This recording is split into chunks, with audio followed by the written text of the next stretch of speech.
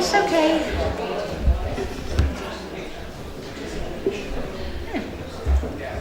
So good afternoon, everyone. You're all very welcome to Castletown House. My name is Cllr Hickey and I work here at Castletown. First of all, regarding some housekeeping arrangements, if you wouldn't mind perhaps turning your mobile phones on silent, or even better, turn them off. We are recording and we just don't want any interference during the afternoon recital. If there's any unforeseen incident and we have to evacuate the building, it has happened, please use your nearest exit, which is either the door at the very back of the room or the door just here beside us, and we make our way to the very front of the house. But we have fire marshals designated, so don't worry, you're in safe hands. Back to today, when I was chatting with Siobhán and Micheál during the week, they asked me to discuss, we were talking about the run through of today's events. I was delighted when they asked if I had to say a few words about this beautiful venue. So first of all, this wing of the house, some of you may not have been here before, it's a stable wing, and it's only recently been restored.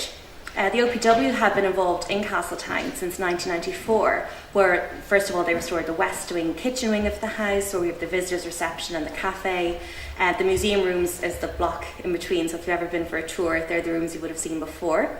This wing of the house was only recently restored. By 10 months ago, work was completed, and that was supported between OPW with Fáilte Ireland, and it's now an event conference centre. So it's a lovely venue to offer events like this today. And last night for Culture Night we had the County Kildare Orchestra, so it's a really nice venue here at Castletown.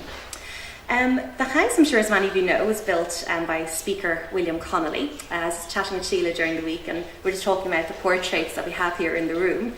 And basically William Connolly, he was actually from Ballyshannon in County Donegal. He was 60 years of age when work began. Sadly, he suffered a stroke and died, and he was only 67, and he never saw it completed. But his widow, Catherine, did. And we have Catherine's portrait just here beside me. Catherine lived here until she was 90 years of age. And when she passed away, went to their grandnephew, who was living out, waiting for his inheritance, living in Cllr Castle. And that's his portrait at the very end of the room. And he and his wife, Lady Anne, lived at Cllr waiting for their inheritance here at Castletown. But when Mrs. Catherine Connolly died, the second fellow, he only lived here for 2 years before he passed away, and the house was unfinished. The house then went to their grandnephew, Tom Connolly, and Tom's portrait is down on your left-hand side of the room. Tom was only 24 years of age when he settled here to his wife, Lady Louisa, who was only 15. They got married and they moved into Castletown. Louisa was actually born in England but raised at Carton. It's a Carton house, and she's only 15 years of age when she got married and moved in here to Castletown. They began the major work that you see on the tours today, with the beautiful staircases and the silk wallpapers and such. The family then inherited the house until the 1960s. So it stayed in the family until 1965. The Connollys, they became the Connolly Carews. They sold the house at auction, and it was sadly bought by two property developers. The house was set on 500 acres of land, and the developers bought it for £122,000. And they bought it with the intention of knocking the house down, sadly. They began by knocking down the walled gardens, built 400 houses there, but after 2 years of building, they went into some financial difficulties, and the house was then bought and saved, and was saved by the Honourable Desmond Guinness. Desmond Guinness bought Castletown for £93,000, and that came with 120 acres of parklands to the front of the estate. The Irish Georgian Society got involved because Desmond Guinness gave the house away. He gave it to the Irish Georgian Society, and they opened the doors to the public. They also had a huge task of trying to restore, the rooms within the house. Some of you may actually remember visiting friends or family here, because they actually turned this part of the house and also some rooms in the main building into a suite of apartments. We also used to have a nursery school here, a doctor's surgery. So it's been through a lot of different changes over the years. You also may remember seeing photographs of Mrs. Jackie Kennedy and her visit here to Castletown. We actually have the photographs here in this wing of the house, so when you're walking around later, do have a look at those photographs. We also know Desmond was also very friendly with Mick Jagger, and we have photographs of Mick Jagger here visiting over from Carton House with his girlfriend Marianne Faithfull. So it's nice to have all these photographs remaining in our archives. But that's just sort of the celebrities visiting here in the 20th century. We've had a lot in the 18th and 19th century too. David Garrick, the actor, was a very good friend of the Connollys, and he'd hold recitals in the Long Gallery. So from time to time, we also have lots of other visitors. We also know that the very famous Thomas Moore once performed here at Castletown, so I'm sure you'll all agree it's very fitting that we have this afternoon's recital here with Siobhán. And as you know, Thomas Moore was the most sought after superstar of his era. and he was a man who single-handedly brought Irish traditional music to the world, and we're delighted that Sean is here to remind us of some of those beautiful songs today. So I hope you all have a lovely afternoon. I know Kavina and the team here and we all like to, extend the warmest of welcomes. And we also hope that you join Kildare County Council, and we have some light refreshments afterwards in the billiards room, which is the room just at the very back. So I suppose that's really where we'll get started with this afternoon. So I hope you all enjoy it. And I look forward to hearing Sean sing a bit later. So enjoy, and thank you very much.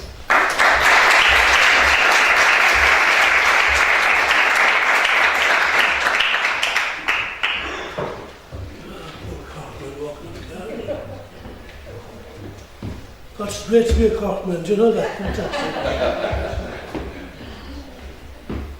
I think of the two Kildare men who won Ireland for Cork, though, not forgetting them.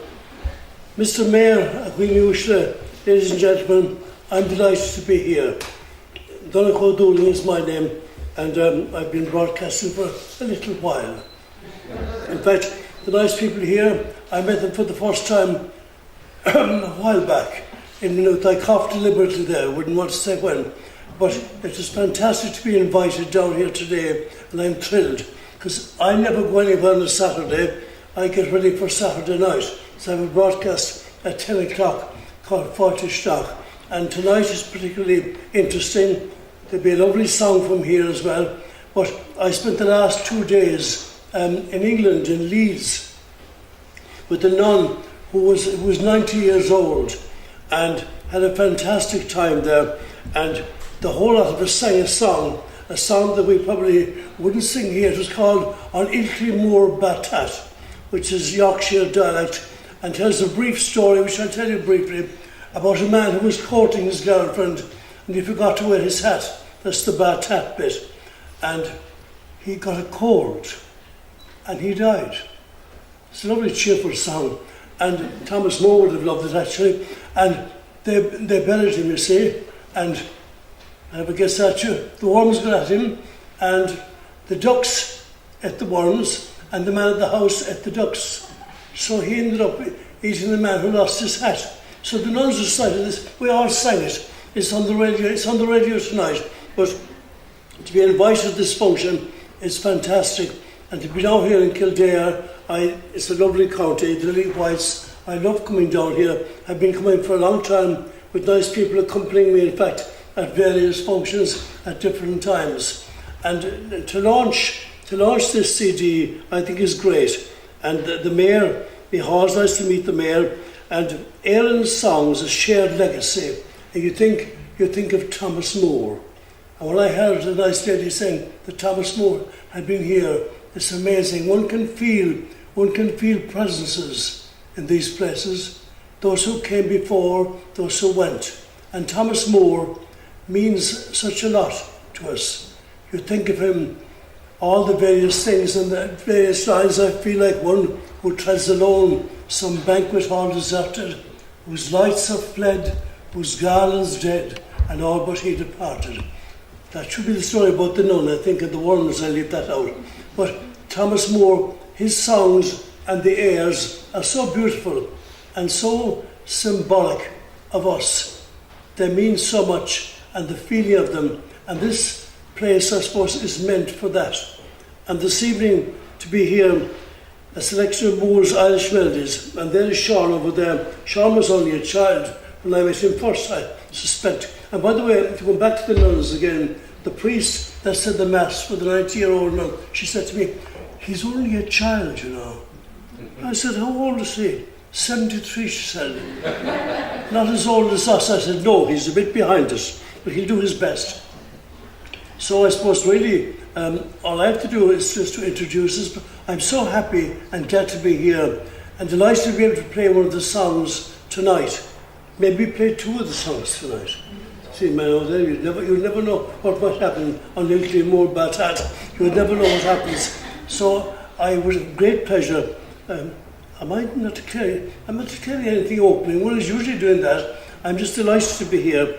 And I suppose the songs, I'm looking at them, which ones we'll have tonight. And of course I should mention the Sir Ryder Foundation. That has meant so much to people and means so much. And I had an association way back, and maybe I have another association after this, as I've done lots of bits and pieces for charity. And by the way, on one final note, a song has been written about me, which came out today.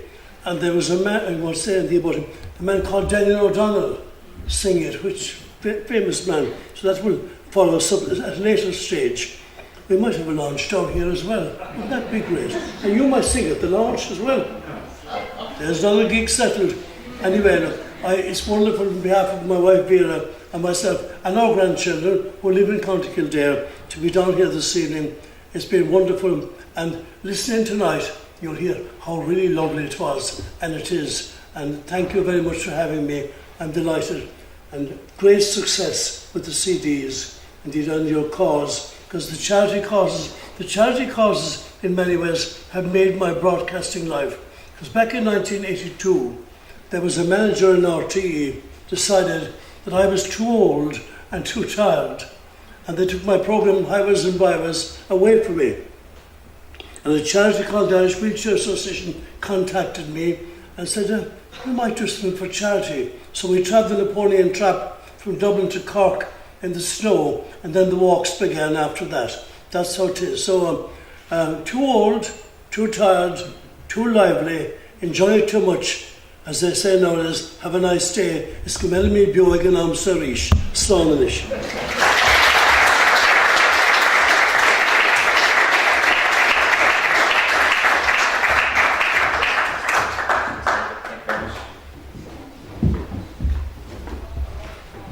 Good afternoon, ladies and gentlemen. You're very welcome to Castletown House. My name is Eoghan Doyle. I'm the Assistant County Arts Officer for Kildare, and I'd just like to take this opportunity to officially welcome the Mayor of Kildare, Cllr Micheál, now to officially launch the CD. So, Micheál.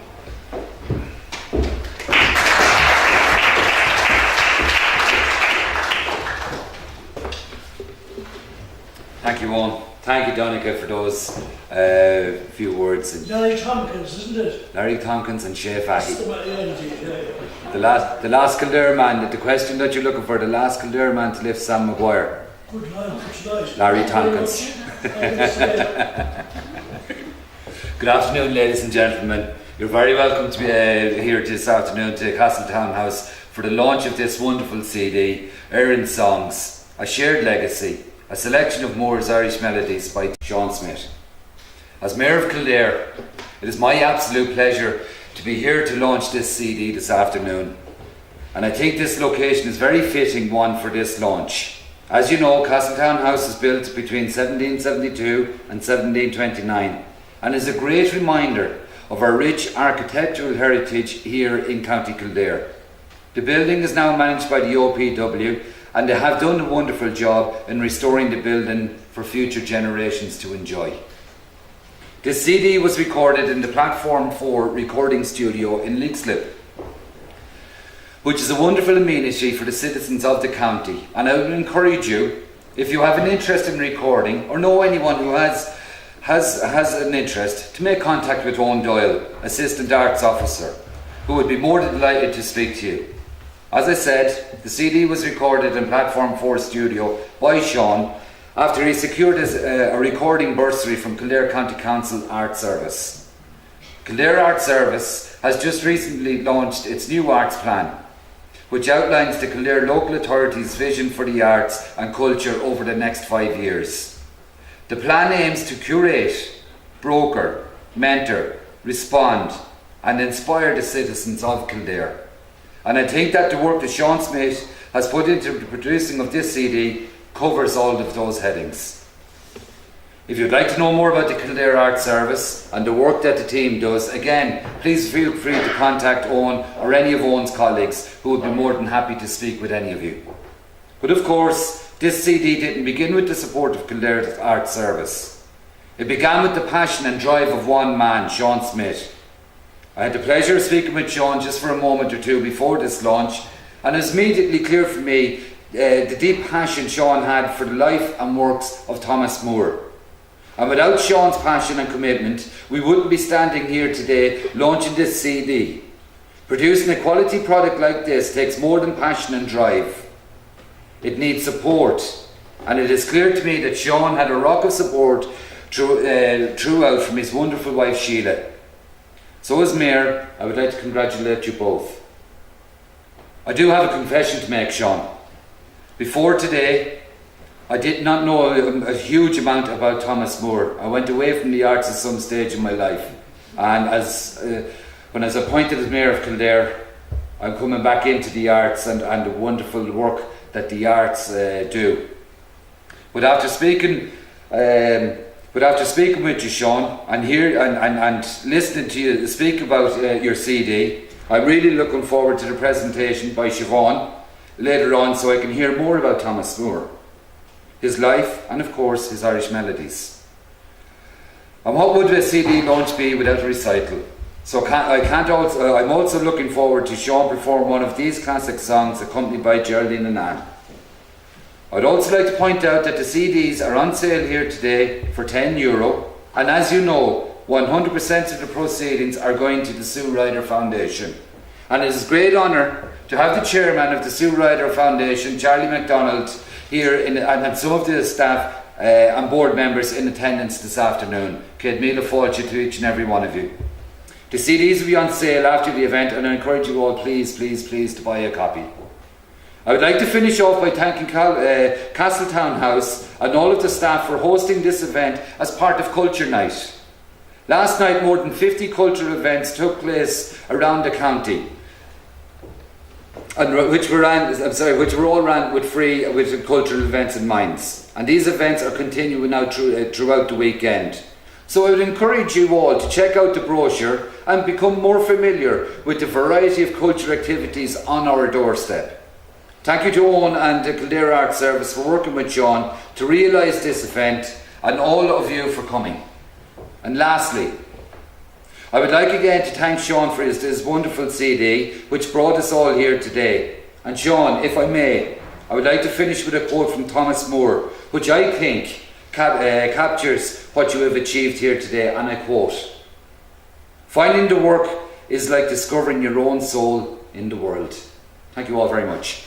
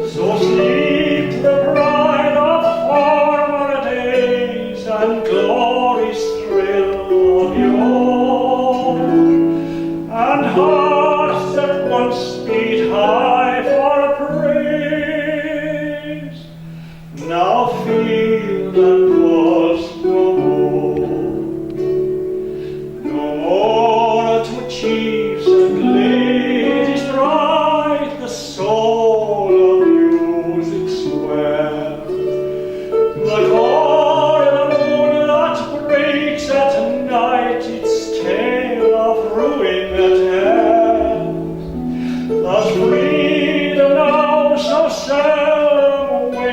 the only throb she gives is when some heart indignant breaks to show that still she lives.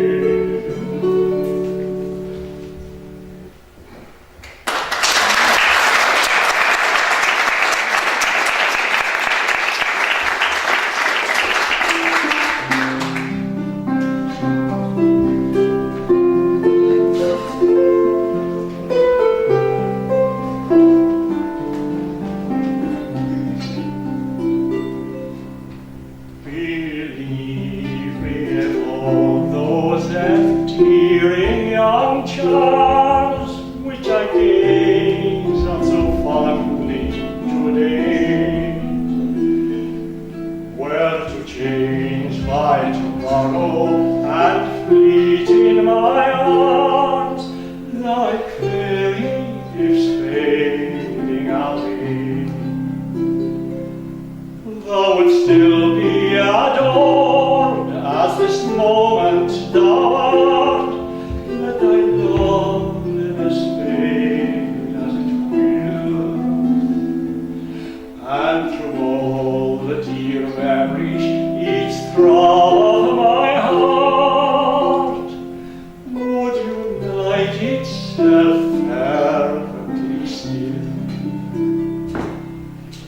It is not while beauty and youth are thine own, or thy cheeks unprofaned by a tear,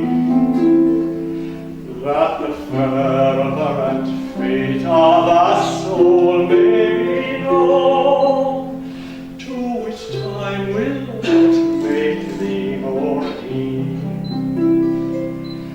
Know the heart that has truly loved never forgets, but as truly loves unto the close. As the sunflower turns on her god when he sets, the same look which she turns when he rose.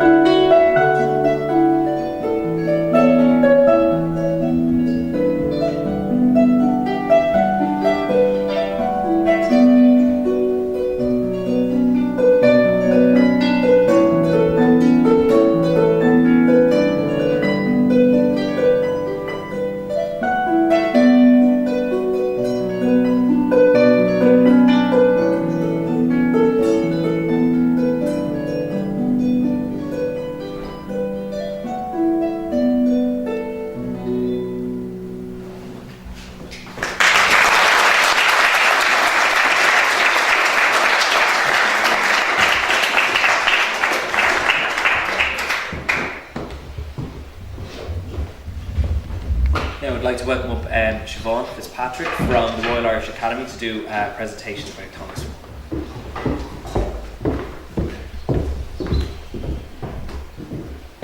Lord Mayor, guests, thank you very much to Sean for inviting me to speak to you this evening.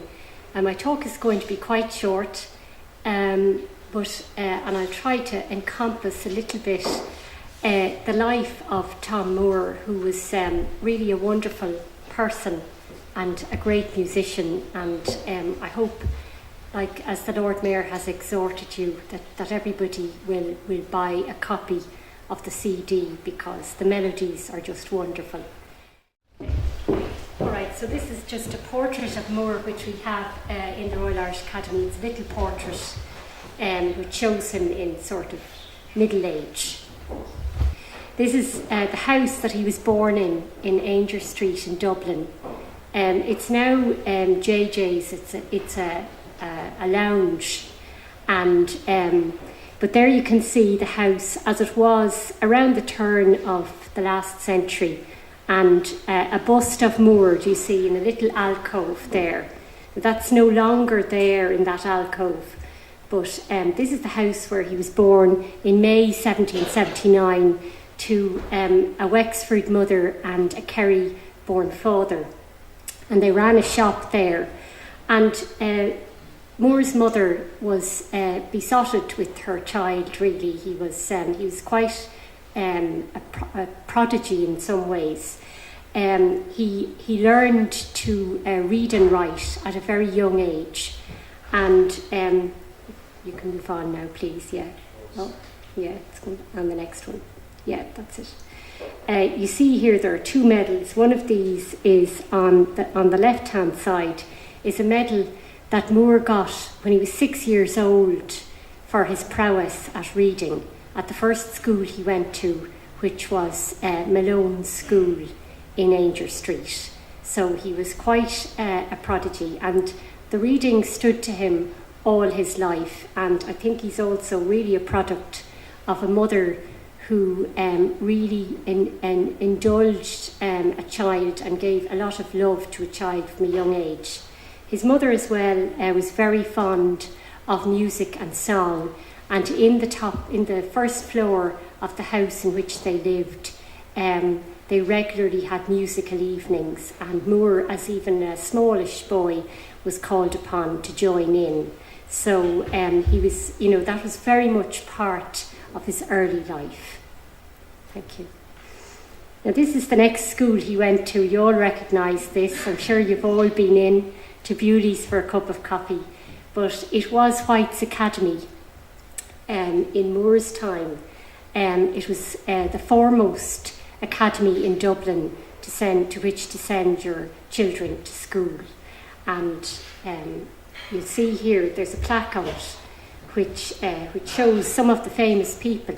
So there's our own Tom, Richard Brinsley Sheridan, Robert Emmet, and Arthur Wellesley, Duke of Wellington. Now, Moore knew Sheridan, and he also knew Emmet. And in fact, Emmet was a great friend of his. And in later life, Moore wrote a biography of Richard Brinsley Sheridan, amongst other biographies.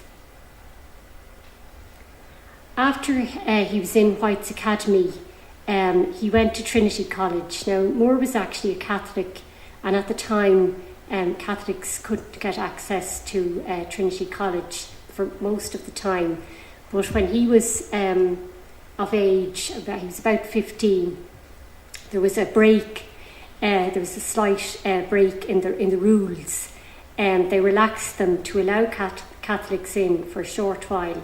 So he actually did get into Trinity College, and he read there not music as you might imagine, but classics. So he was actually a Greek and Latin scholar. And while he was still at Trinity, he was a very good scholar. He was encouraged to write and become involved in writing in the classics. And shortly after he graduated, he actually published this Odes of Anacreon, who's the Odes of a Greek poet, Anacreon, which he translated into English. And that won him a lot of praise and fame. So now, I'll skip through a little bit of his life very quickly. After he left Trinity, he went to London because he thought his mother had this great wish that he would practice at the bar. Now, this is where things started to fall apart a little bit. Moore actually never actually completed those studies. He wasn't really cut out for that kind of a life. He wasn't what I would call a 9-to-5 person.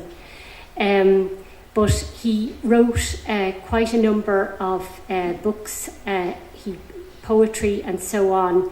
And eventually in 1806, a friend of his, Lord Moira, got him a posting in Bermuda, of all places, in the Admiralty House in Bermuda, and that's a photograph of it there.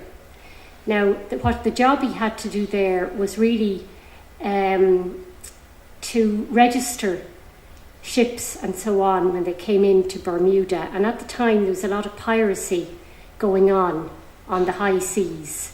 So regularly, you know, a ship would be pirated and or taken over actually by the English fleet, and would be taken into Bermuda, and the proceeds would be divvied up for the Crown. But not being a 9-to-5er, Tom didn't last long at this post, and he got a bit bored kicking around in Bermuda. There wasn't a whole lot to do. So he took off to North America, and he left the post in Bermuda in the charge of a deputy. And this later was not a very good idea, as it turned out. But he went off to North America, and he met a whole lot of people there, including Thomas Jefferson, who was a lifelong fan of Moores.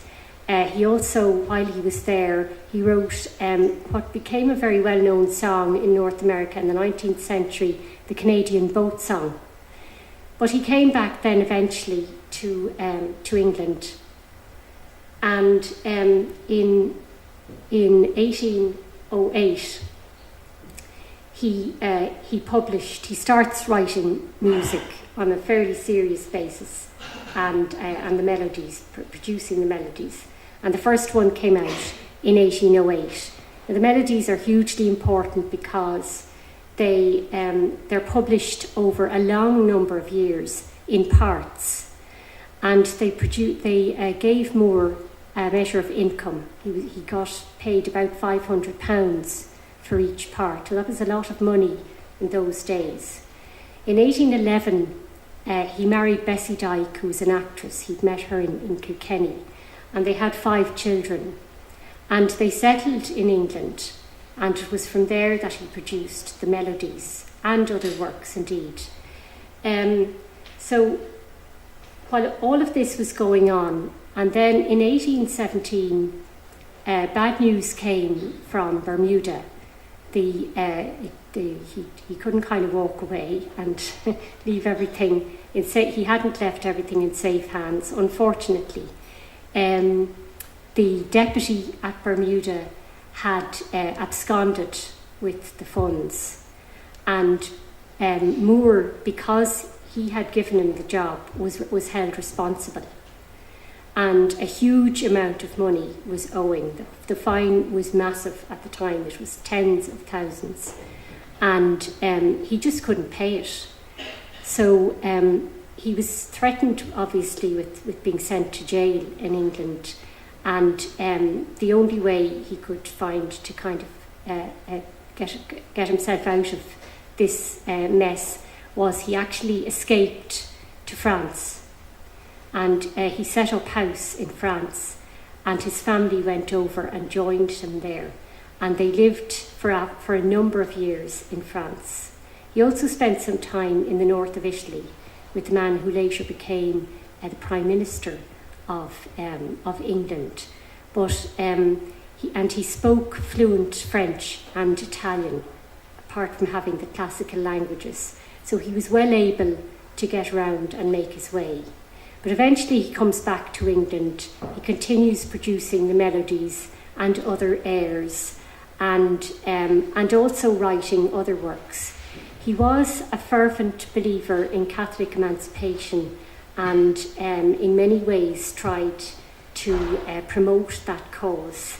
And on a trip to Ireland in the 1820s, he was so appalled really by the conditions that he saw that he wrote a book called Captain Rock, which was a very thinly veiled satire, and that probably didn't make him too popular with the authorities, but that just is a measure of the kind of man he was. Now, I should just say, we mentioned Robert Emmet, and in connection with the Melodies, I suppose a lot of the Melodies, I would say, come from the life that he lived and his experiences of life. And if you remember, one of the Melodies, "O Breathe Not His Name," about Robert Emmet, and She is Far from the Land about Sarah Curran. They're very much written from the heart, because he was a great friend of Emmett's, and they had been at Trinity together as well as at school. And Emmett, of course, had to leave Trinity. He was sent down after 1798 because of his involvement in the rebellion.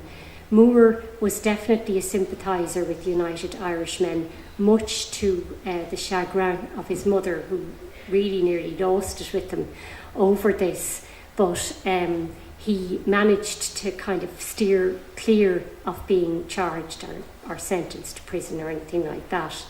But he never really got over the loss of Emmet after 1803. So, the songs are very much from the heart.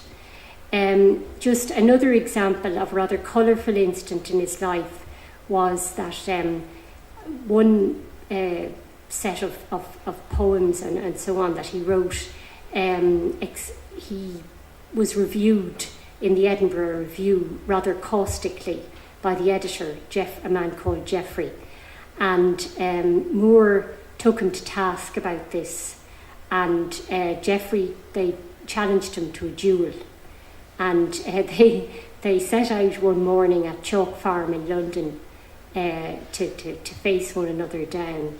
And but the Bow Street, I think it was, intervened, and they were both brought to the police barracks. And basically the whole thing was resolved amicably. This was kind of typical of Moore in a way. He was a very charming person through his whole life, even from the time he was a child and right through his life. And he tended to end up being friends with people. And he had many, many friends and admirers. And he was well known in all the circles in England. He was a great friend of Lords Moira and Lansdowne, who both, of course, had Irish connections. And he lived not far from their estates in Wiltshire. And all his life, he was a prolific reader, and he wrote a lot of reviews for the Edinburgh Review and for other magazines and so on of books that he had read. And every night he read to his wife, Bessie. He would read his own book, and then he would read to her, and then he would retire again with his own books. So he was always reading. But yeah. That's just, I thought you might be interested to see that. That's from our collections in the Academy, a prospectus of Moore's melodies in the Irish language. And this man, Eugene O'Canavan, had made a translation of them. And that is Moore's harp. It's an Eoghan harp, which was made in Dawson Street by a man called Eoghan, who invented the Royal Portable Harp. And it's called the Portable Harp because they're actually quite small. They would be smaller now than the harp here. And it's made so that it's got a rod at the bottom of it that extends. And so a lady could hold this harp on her lap and play it. And they got royal approbation, and a number of the royal princesses owned them. And in fact, they were really, really popular. And they're supposed to be one of the reasons that the harp in the 19th century was enabled to become even more popular in harp music because it was so, portable and so on. But that one was given to Moore by Eoghan, and long after Moore's death, another person gave it to the Academy as a gift. So if you ever come into the Royal Irish Academy, you can see it. We have it permanently on view in a case there. Thank you. Now that's actually a photograph of Moore, and there aren't any other photographs that we know of, but I thought you might like to see it. That's in quite old age, and as you can see, he's a very small man. He's about my height, which is 5 feet. So he's quite small, and you can see he's got a top hat and all there. So he's quite small, but he had a big heart. Thank you. And this is where he's buried. He, as I said, he lived for most of his married life, having come back from France and so on. The family lived in a little cottage at Sloperton in Wiltshire, and that's where he died in 1852. Now, he was predeceased by all of his children. Himself and Bessie had 5 children. They had 2 sons and 3 daughters. One of the daughters died in infancy, one died as a result of a fall when she was still a child, and one died when she was in her teens of TB. And he was terribly, terribly cut up, particularly after her death.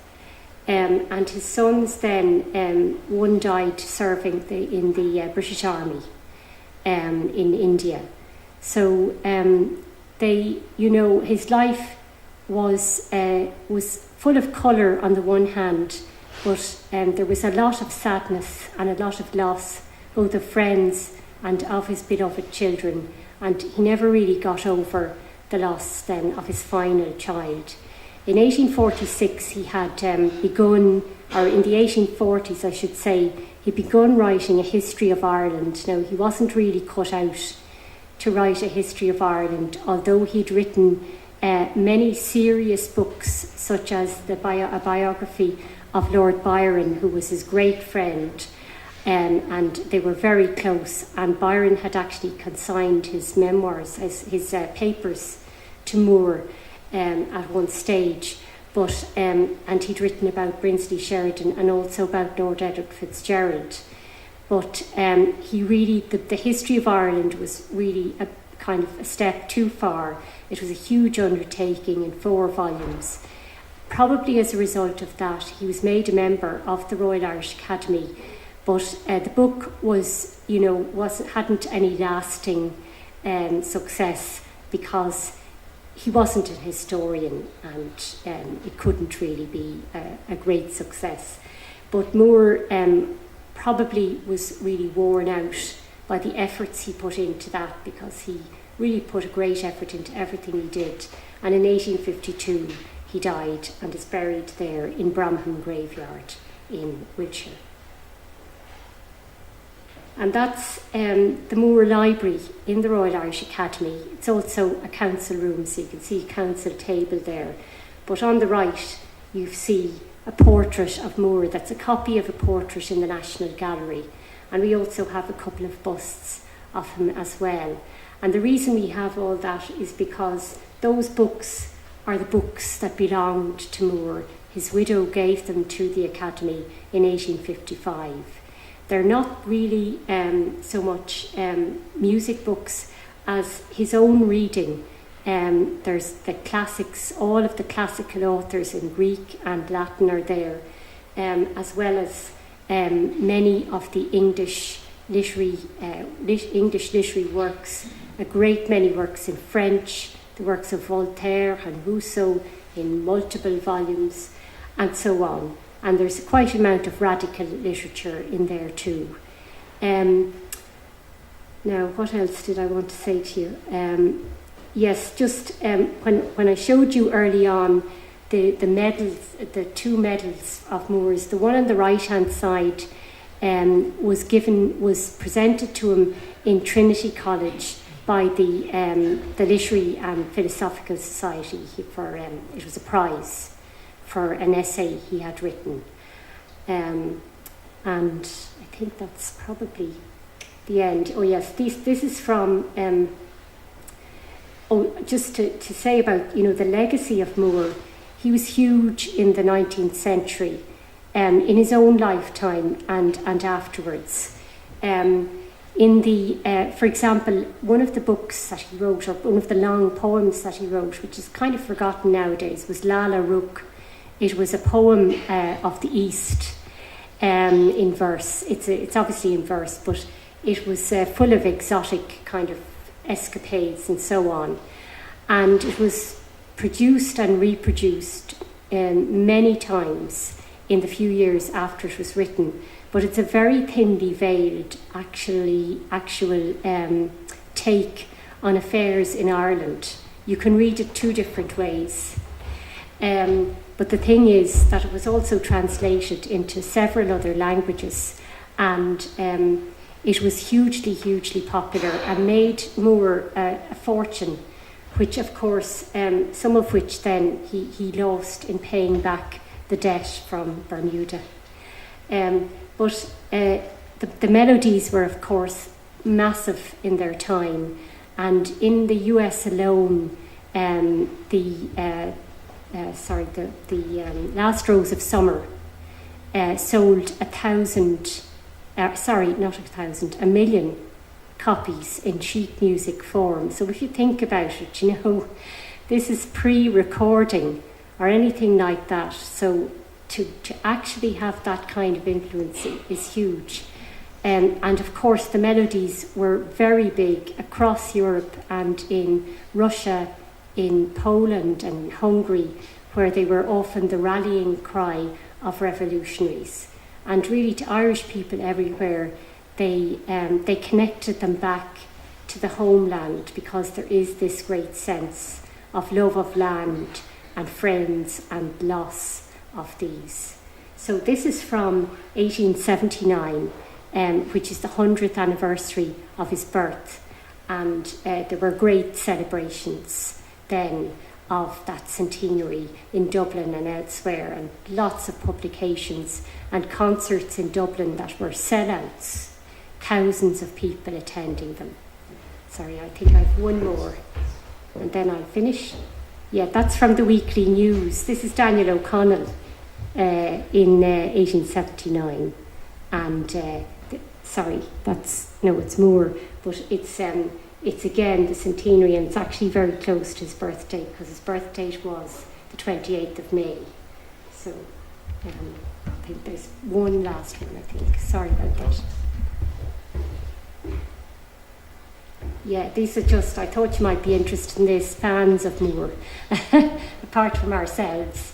Obviously Thomas Jefferson, Byron, Friedrich von Flotow, who of course composed Martha, which incorporates the Last Rose of Summer into it, Mendelssohn and Berlioz, very influenced by Moore, as well as Schumann, and of course James Joyce was a fan, as is our Nobel laureate and poet Seamus Heaney, a wonderful fan of Moore, and I know he has a bust of Moore in his collection. So thanks very much for your attention, and I hope I haven't kept you too long. I'm very conscious that the biographer of Moore, Ronan Kelly, is here in the audience, so I hope I haven't made too many mistakes in what I've said, and I crave your indulgence. Thanks very much.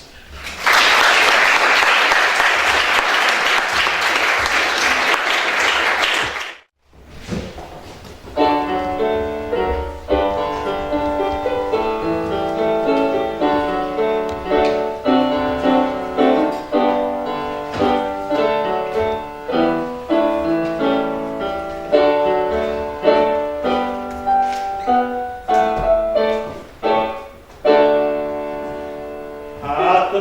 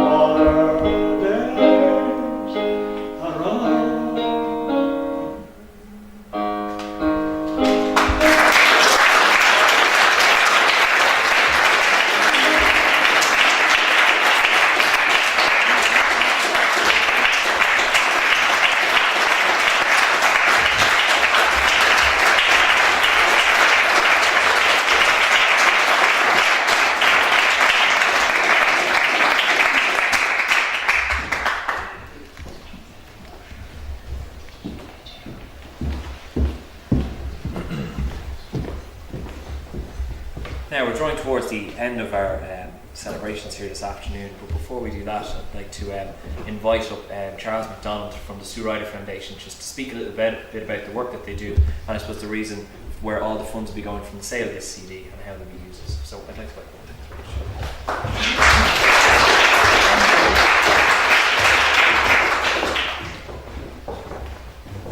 welcome Mayor of Kildare County,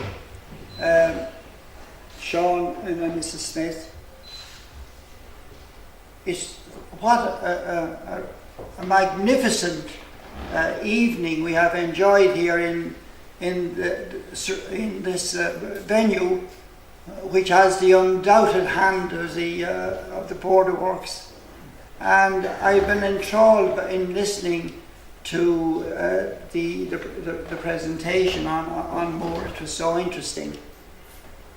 I've had the privilege over the last 30 years of representing and heading up the work of Ryder, and I'm very happy to have with me here tonight our directors, Dennis Buckley, who's from Maynooth, and Frank Quilter, who is from Kerry, and Emer, who is our very special manager of our complex on Collymore Road in Dalkey. Now, Lady Ryder was born in 23, very briefly, and she trained as a nurse.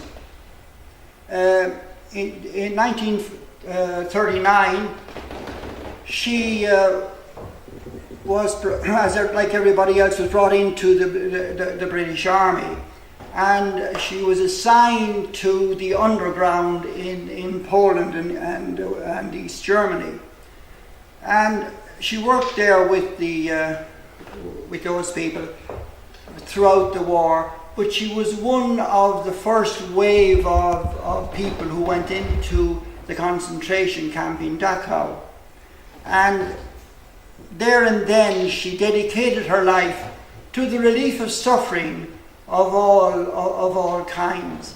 And she was a remarkable lady, a very petite build, but she certainly had tremendous faith, and she was able to achieve a lot. When she died in 2000, she had over 3,000 addresses, and that's a tremendous achievement for any one life. So I've had a great experience of working with her for 20 years. I started off and was a member of the Laois County Council that was elected in 55, and I was lucky to be elected to the Senate in 1960, 61 I think, and I survived until the late 90s. But it's nice to give something back. The state has been very good to me and the public, but it's nice to be able to give, to experience the joy of giving. And that's what we as a voluntary organisation do. And we have over 300 volunteers working with us to achieve that. When we decided, or Lady Ryder decided to establish here, we looked at where the vacancies were, and we found that the elderly were back in the end of the 70s. There wasn't very much going for, there wasn't very many facilities going for them. And it's very interesting that this facility is here in Castletown House, because the Ivy Trust, which is Guinness, are the oldest and the first of the great social housing projects that we've had for them since about 1846 or 1847. So I'm very glad to be here in this surrounding, and I want to thank Siobhán and his good lady for their generosity in making this gesture to support our work. We're a completely voluntary organisation. We don't have a chief executive or anything like that because we can't afford them. But we have a marvellous team of workers. We have about 300 people living with us who had an average age last January of 86 and a bit. And it's grand to the ethos of the foundation here in Ireland, as in every other country, is to ensure that people in the autumn of their lives can live it out in security, with dignity and respect. And I think we are designed in such a way that even pensioners on the non-contributory old age pension can afford to be with us. We have, in addition, we try to support as best we can the work of the International Foundation. While we are completely autonomous here in Ireland, we have and we cater for 1,400 oncology patients in Albania. We have 5 hospices, about 70 beds each, in Macedonia. We have 9,100 TB and patients in Malawi this year, and they're the main ones that we try to support.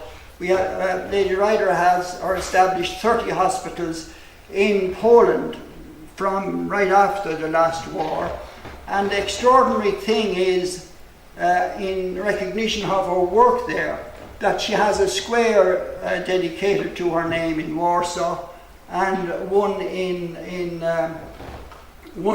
was dedicated only last year in Krakow.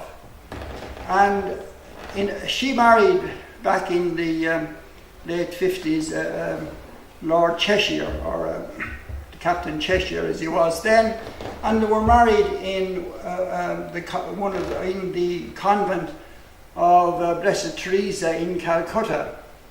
So it was an extraordinary complication. She has foundations in India, in Australia, in New Zealand, and right across the poorer countries in Eastern Europe. So it's a great boost to us to have a function like this to support our work, and I hope that we'll be able to continue on from strength to strength. Now, you know, there are lots and lots of charities in the country, but we set up about 1979, but we've never got revenue funding from the Health Board or the state, because we try to be independent and secure, and we relish the joy of giving those of us who work within the foundation. And we have 30 shops, mainly across Leinster and maybe down into Munster, that subsidise our work to a great degree.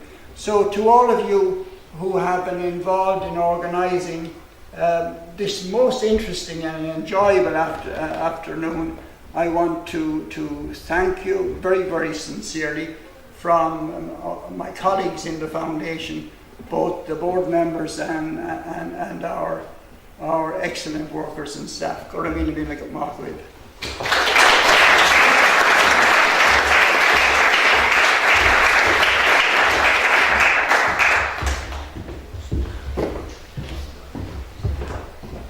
Thank you very much for them words. That's just really interesting, I think, because there was a couple of people asked me downstairs about the work of the Sue Ryder Foundation. I said I won't attempt. I'll leave it to the experts when they come upstairs. So I'm really glad that you're able to give everybody here a bit of a background about the work that Sue Ryder does.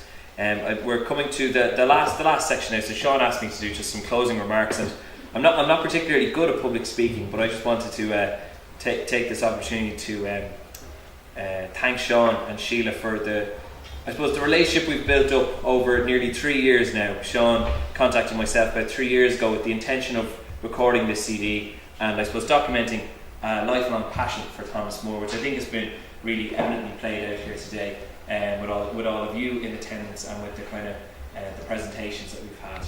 And I was delighted to be able to, when Sean indicated that he wanted to record a CD, I was delighted to be able to say we have a facility like that for the citizens of County Kildare, and that we have it in the library. And I was delighted to be able to say we can accommodate you, and we can record it, and we can help you realise your vision.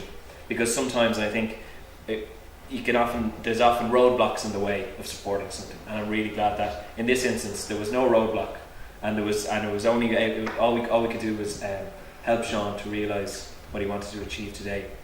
I'd like to thank Anne and Geraldine for their lovely support today and for what they've done. Thank you very much.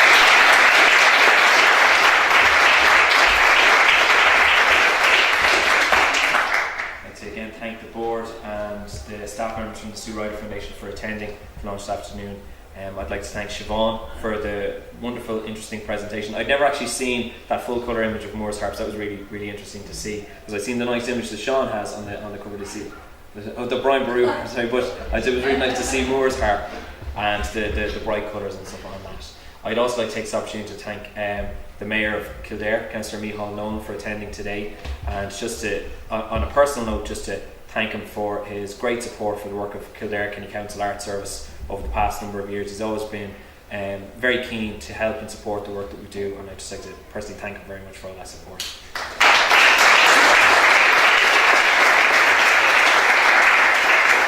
And of course, not to forget the wonderful staff here in Castletown House, particularly Claire and Kavina, who've been real help to get this organised, and they set up the room and everything. I managed to figure out how this works to get the slides working, which is always after fact, but thank you very much. So, but they really helped get everything organised today here, and I think to help they really helped get the event running very smoothly.